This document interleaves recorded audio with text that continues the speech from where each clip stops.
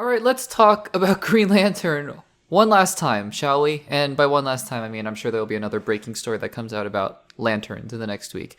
And I say that, in jest because I never get sick and tired of talking about these things, but it feels like every single podcast episode, there's been something new in the saga of Lanterns, the HBO Max show that's coming out in the DCU. And it's going to be starring, I guess the characters that are going to be involved are Hal Jordan and John Stewart at the very least, which is exciting because it's going to be our very first team up of Lanterns. It's going to be our first live action look at Green Lanterns, really. I mean, not counting the Snyder Cut or anything, but really since Ryan Reynolds' Green Lanterns. And I think everyone, including Ryan Reynolds himself, knows how that turned out. So it's been a bit of a saga, right?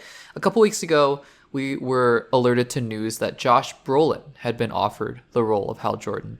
And that made a lot of people kind of, I don't want to say upset, but it wasn't what people were expecting.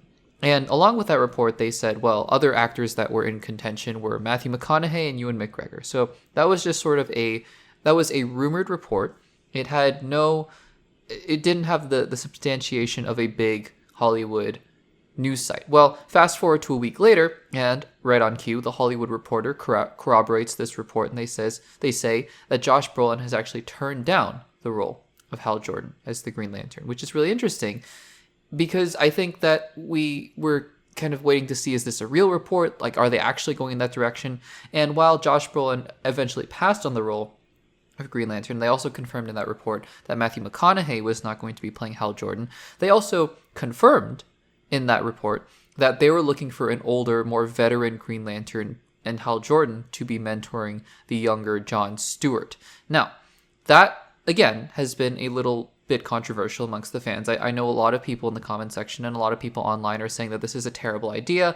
Why would you make, Hal Jordan the older Green Lantern? He's always been younger in the comics, etc., etc. Me personally, as somebody who is always ready and willing to see what a filmmaker and what a studio has to offer, I'm willing to I'm willing to see what changes they make as long as they're for the better of the story. And if the story is really good, and it seems like it's really good, I mean, they have a lot of really talented show writers and people in the film industry on this project, then I have no reason to believe it's not going to be an amazing show. So we'll have to see what they do here. Again, I understand why it's a little controversial, but I personally am on board with whatever they have to do, especially considering the fact that it's so far in the future anyways. It's not coming out for at least a couple years, that we'll just have to wait and see. We don't even have a trailer, concepts, or anything like that. Well, now to continue and maybe even conclude the saga of the Hal Jordan casting, we unofficially, because DC itself has not announced this or confirmed this as of the time of this recording, but we officially have our casting for Hal Jordan, and it is Kyle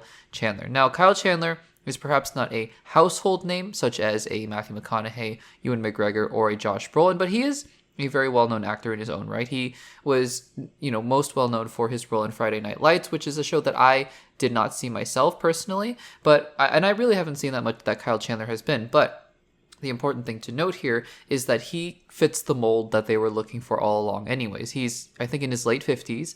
He has that same kind of, I think, stature and the same kind of ability to play a character that is in the more veteran, gruff kind of age and tone of a character that you want in the DCU. So I think for me, we're not going to dwell on this topic too much because I think, I'm excited to see what Kyle Chandler can bring to Green Lantern. I also think that they're going to be really looking for a John Stewart that can anchor the DCU for a long time. So I think that even the John Stewart casting might be more important than the Hal Jordan casting. But for me, really what I wanted to discuss here is just that this confirms that DC is moving ahead with their plans to have an older Hal Jordan. It seems like that is the kind of character they want to have in their story. What that story is, nobody knows. Nobody knows, but I think it would behoove us all to just take a moment and say, this isn't a show that's coming out for a couple years at least, and let's just all enjoy, we can all have our opinions about what this casting might mean, and that's totally valid and totally fine, but also just to leave our expectations at the door, and if the first trailer is amazing, and if the movie itself, if the show itself is amazing, then,